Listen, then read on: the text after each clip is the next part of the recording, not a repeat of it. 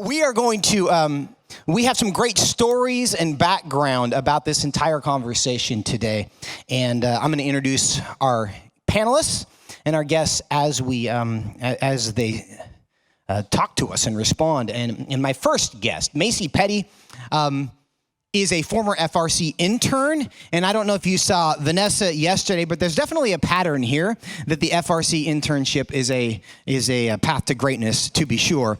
But she's also a Division II volleyball player, or was, because she's recently graduated at Lee University in Cleveland, Tennessee. She decided to speak out on this issue after being forced as a high school athlete to compete with against male opponents.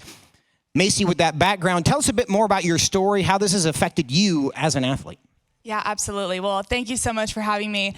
It's an honor to go from an intern alley bullpen here to the main stage, so praise God for that.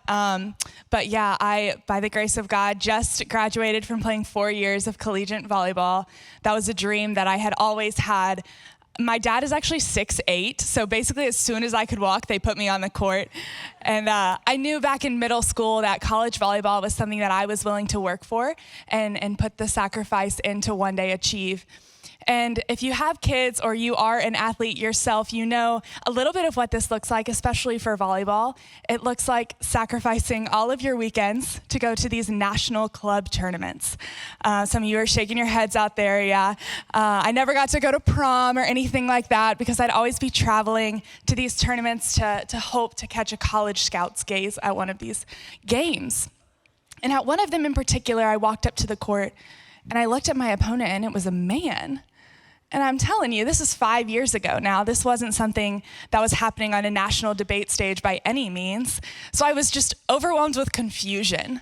Never in a million years would I have thought that we would one day actually discuss whether or not women deserve their own spaces. So I played the game, trying not to ruffle any feathers, hopefully impressing one of these college scouts nonetheless. But this athlete was playing on a net 7 inches shorter than he should have as a man. The male nets were on the other side of the convention center, much higher than ours. And the play looked significantly different over there. So he embarrassed all of us, smashing the ball in our faces in front of the college scouts. And this was my education on the line here. This is how I planned to pay for college. But by the grace of God, I was able to eventually earn a college scholarship and play. And I began advocating for this with Concerned Women for America, part of their Young Women for America program. The first time I testified, I was just a little freshman zooming in from my dorm room because it was COVID to the South Carolina State Legislature, and they didn't pass the bill, which was so confusing to me. This is South Carolina, you know? They said this isn't really happening. I said, well, you have a South Carolinian female athlete sitting right in front of you saying it is. But little did they know that there was a male athlete competing on the Coastal Carolina volleyball team that year in South Carolina, where they said it wasn't really happening. Eventually, they manned up and did pass the protections for their female athletes. And that athlete had to move out to California, where he's still competing today on an NCAA volleyball team. And that's kind of where we are today. Doreen, Denny, you're Vice President of Government Relations at Concerned Women for America. You deal with this and other issues all over the country. To Macy's point, how common is this, or is this just, a story people have made up? Well, unfortunately, it's increasingly common. I mean, we have the origins of what has started laying the groundwork here with the NCAA in 2010 when they passed a policy of transgender inclusion or participation. And we're seeing the results of that now emerge through our system. Now, every national governing body in sport also started adopting these policies saying, well, we can erase the differences between men and women, male and female, just by having them take hormones for a year, and it all just washes out. We know that's not true. The science will never prove that. It can be possible, but what we're seeing now is at every level of sport. We've had conflict in the Olympics all the way down now to your daughter's soccer teams in elementary school, and so the cases that we've seen and we've been working and seeing have impact, of course, over the years, have been at the collegiate level or maybe at high school to college levels. Concerned Women for America has had to file civil rights complaints against universities on this basis alone, and we started the first one of those in 2019, which was the first national championship. Again, at that point, people thought when they were polled about this question, should males compete in women's sports if they trans-identify, people thought it was a trick question on polls, and no longer, at least, because we have a lot of awareness. But this is going to continue to be the pathway forward because of what Biden and Harris administration has done with Title IX, because of what the NCAA continues to do, drilling down on its policy. And so we're not out of the woods nearly at all. We're only seeing a rise. And so, in light of the fact that we're seeing a rise, we kind of want to understand the actual advantage that's represented in this difference. And Bill Bock, our next panelist, is a lawyer, but we love him anyway.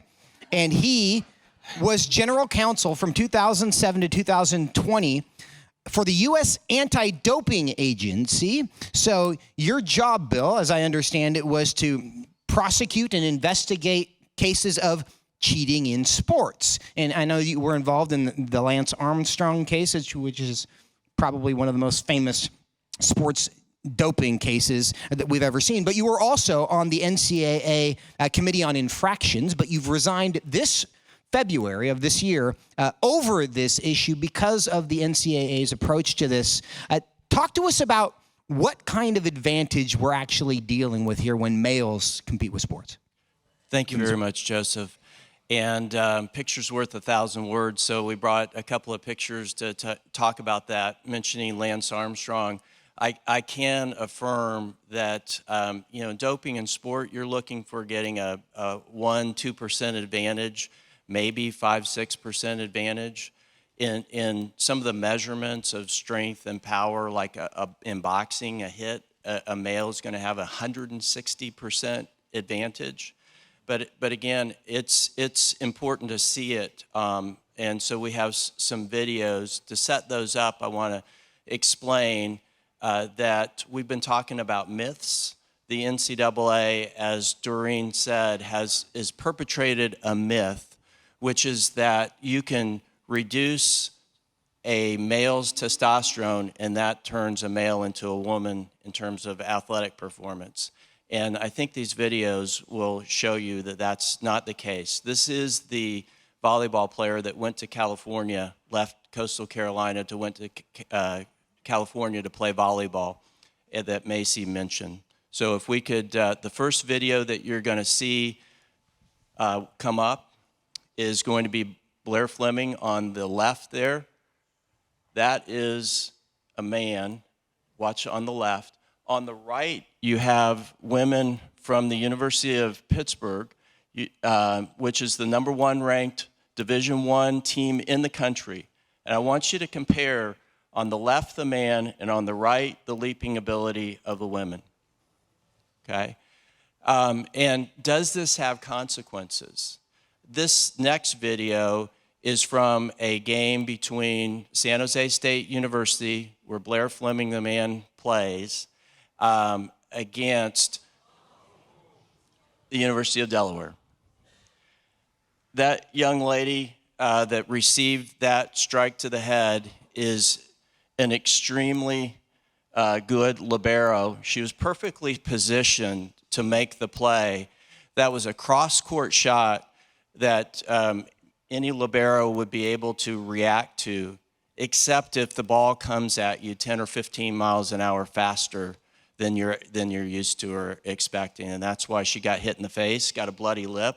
Fortunately, not a concussion like Peyton McNabb, the high school player that's still suffering years later after being hit in the head with a volleyball from a male. So, Bill, in light of your rule-making role and being on the bodies that make the rules that govern this, we live in a time where everybody is just encouraging us to follow the science. And is the science, in fact, being followed? How are the rules being created that allow situations like this to develop? there is no science that supports what you just saw in terms of saying that that could possibly be fair or protective of women. The NCAA, the truth is, conducted no research, did no studies. They've not even done any analysis subsequent to implementing this policy, which has been in place since 2010, but now is becoming increasingly harmful to women. No subsequent analysis on harm to women. And so, Doreen and Macy, you've both been talking about this for a long time. In light of what Bill tells us about how they're making these rules, you discuss with legislators in various contexts, hey, this policy isn't helpful, it's not wise, it's unsafe. What kind of response do you get in defense of the rules that allow this to happen? Well, I think it's increasingly hard to defend it. I don't know. I mean, maybe 5 years ago or 6 years ago when I started working with this in Capitol Hill, members of Congress didn't believe it was really happening, and a lot of people weren't aware of the consequences. But at this point, with Title IX under complete assault, with an administration, the Biden-Harris administration, that have changed the rules, that now male and female does not really matter under federal law anymore. It's whatever your idea of your sex would be. We've stripped protections now from women across the board, and in the context of sport, it's obviously harmful. We haven't even gotten into the locker room conversation yet, but that is a completely stripping of women's rights to privacy, safety, and dignity. And so we've been successful in the Congress to get a measure passed in the House this year called the Protection of Women and Girls in Sports Act, which would clarify that sex means sex biologically in law for Title IX. We have to do that now in virtually every context, because what's happened is that the left has tried to get their so-called Equality Act, which you might remember, into federal law on all different dimensions, whether it's in sports, in spaces, in shelters, prisons. And so there's no defense that can be made except some idea that we have to have equity or inclusion for a person that believes that they are somebody who they're not, right? Other than who they are and how they were designed. There is no defense for that. And I think that what we're now seeing is the spiritual battle playing out even more rigorously in this. But the reality is, if we deny our creation, we deny our Creator. And that is fundamentally what's what this is about, and why we have such a vocal activist community pushing back, because they want to strip us of that reality. Well, that was a great touch as far as the legislation goes. I'll touch a little bit on the NCAA, because like I said, I played 4 years of NCAA volleyball and tried to advocate for this change as an NCAA athlete. So that put me in a couple unique positions, like being able to enter into NCAA conventions and things like that. And I actually hand-delivered a letter to Linda Livingstone. If that name sounds familiar, she's also the president of Baylor, but the chair of the NCAA board. So I brought her this letter, letting her know that I was a current athlete under her governance. And this woman, who's the president of a Christian school, would not even look me in the eye. We are dropping the ball here. And the NCAA had this kind of odd sense that they were had some kind of like godlike authority and stood completely outside of accountability, but we're seeing that tide turn.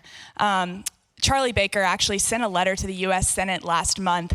It was kind of a bizarre letter, which he made a lot of statements which he hadn't had before, saying that their trans inclusion policies weren't mandatory and it was up to the own institution's values.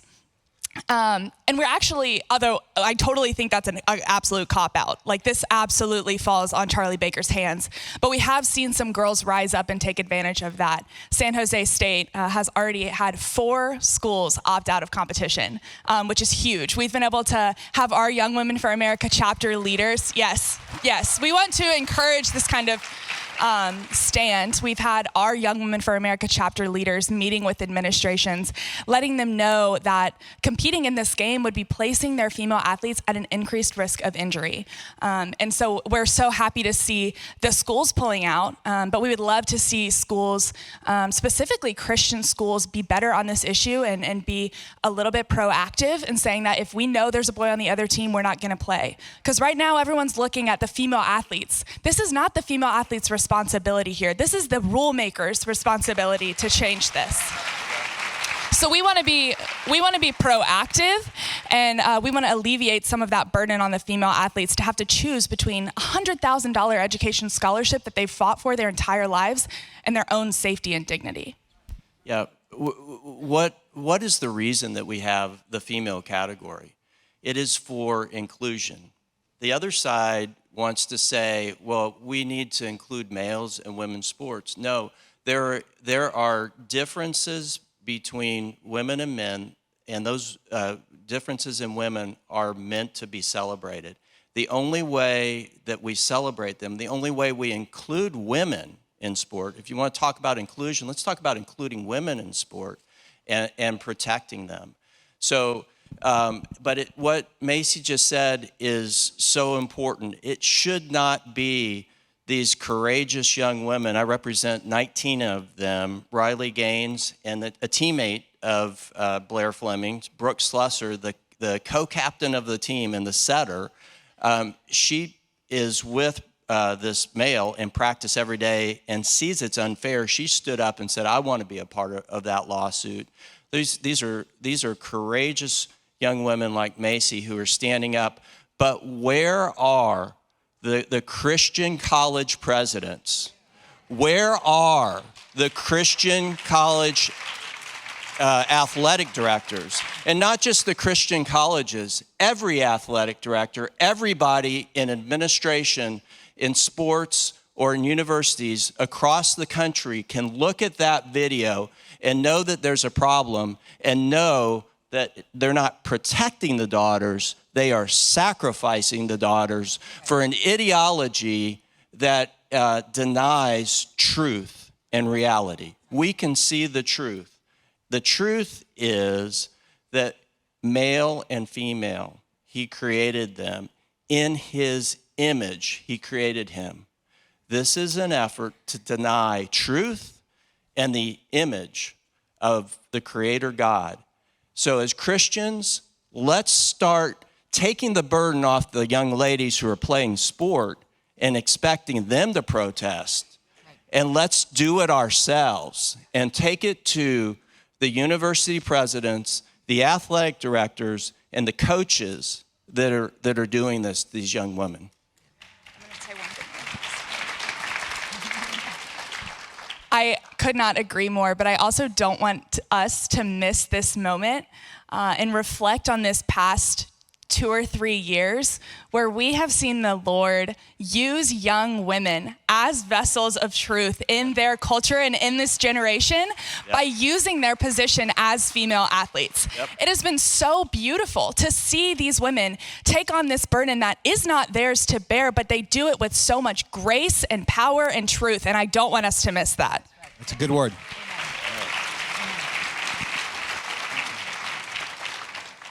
Macy, to that point, and I want to call back to a term that Bill was using there about inclusion. And we know, Macy, that if you or any of your other female athlete friends went to the legislature demanding the right to terminate your pregnancy whenever and have taxpayers pay for it, you would be received much more warmly. And we live in this time where we seem to have, we determine who deserves sympathy and who doesn't deserve sympathy. So if you're making one argument, then we're allowed to feel badly for you, and we're allowed to feel sympathetic for you. But if you're on the different side of an issue and you are now the oppressor, and you are in fact oppressing the man who would like to be in your locker room and play sports with you, then we don't have to feel bad about your situation and how this is affecting you. Inclusion is a very funny thing.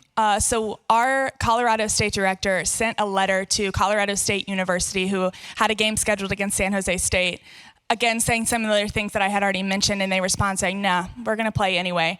Not only did they play the game anyway, which was a statement enough, they deemed that game where a male athlete was on the court, this happened 2 nights ago, Inclusion Excellence Night, where they celebrated it and slammed it in the faces of these female athletes.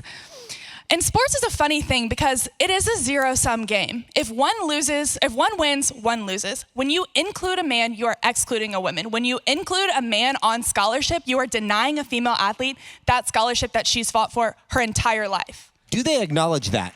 They do not acknowledge it, not in the slightest, and they rub it in the female athletes' faces. It's absolutely sick. Well, I would just say that, and the other thing to celebrate really is that we have been successful in many states to pass protections for female athletes and state law, and we're grateful for that. In fact, it's been 26 states now, almost 27, I think. Most of them applying to the college level, but not all of them. But again, when you're talking about sports that play across state lines and straight boundaries, that doesn't necessarily provide protections. And so I want to make that point. We have the University of Iowa this year host an invitational tournament. They invited, Iowa has a state law that doesn't allow for any university to include a male player on a female team. And yet, University of Iowa invited San Jose State University to an invitational tournament. So they invited them into Iowa to play on their own court. And we're challenging them on that. Why did they do that?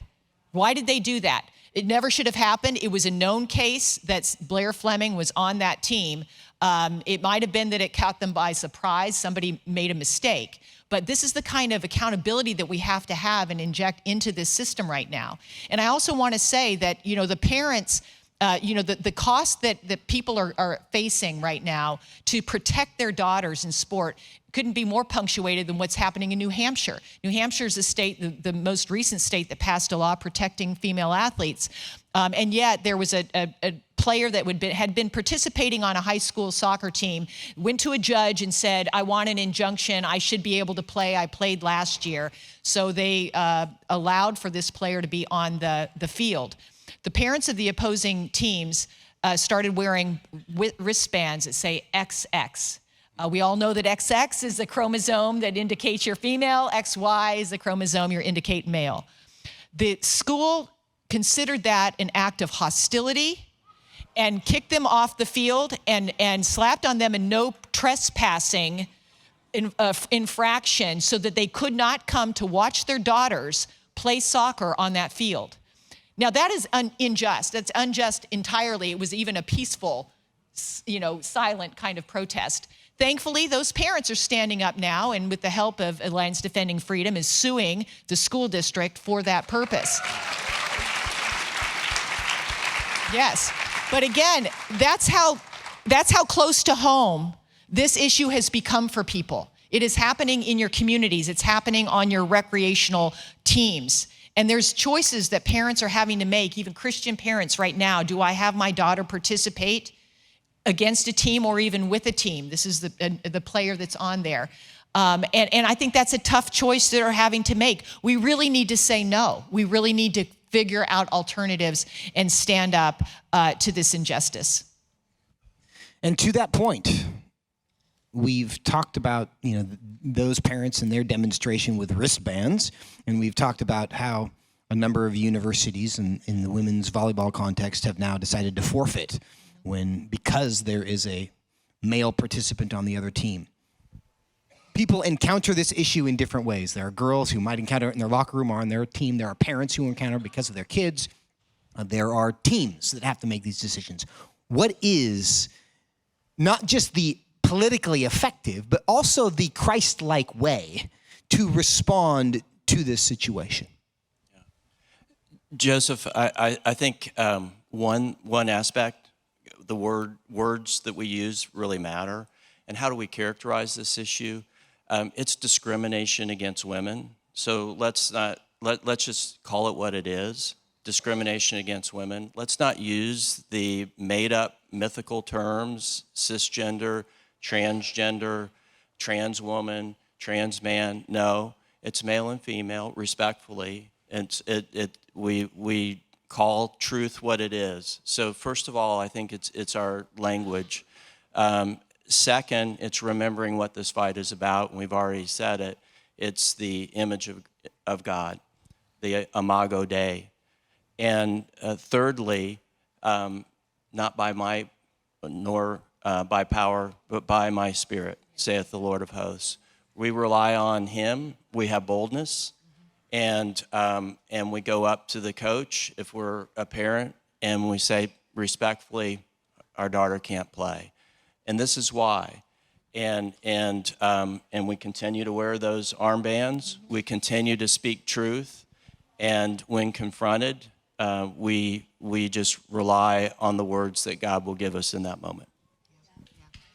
Yeah, I would just say those of us, amen, right? Those of us that have been in this fight for a while, for years now, have seen the power of the Lord move. We know that every piece of the process, every experience that we've had to encounter has had purpose. And that's the way the Lord works. You know, his purpose is in the process. And he's moving us in that direction in this. And we've seen him go before us in these past couple of weeks. We've been in the conversations with the universities that are making this decision. I've heard the paradigm shift in their own thinking and awareness that comes. Many of them have been acting out of ignorance, out of just, complacency perhaps, but also just because they think that they don't have an option. Once we present to them the legal liabilities and the legal realities of what they face when they deny the protections to their own players, it changes their thinking.